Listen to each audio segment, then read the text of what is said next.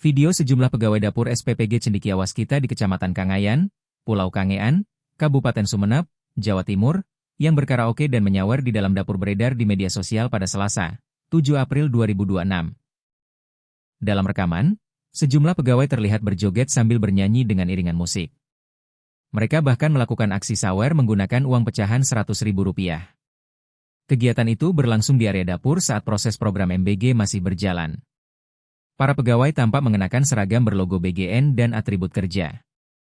Pihak SPPG membenarkan video tersebut dan menyebut kejadian terjadi setelah tim memasak selesai bertugas. Sementara itu, pada saat yang sama, tim lain masih bekerja di bagian pemorsian makanan. Ardiansyah juga menyebut, aktivitas karaoke itu dilakukan di ruangan yang berbeda dengan area kerja tim pemorsian.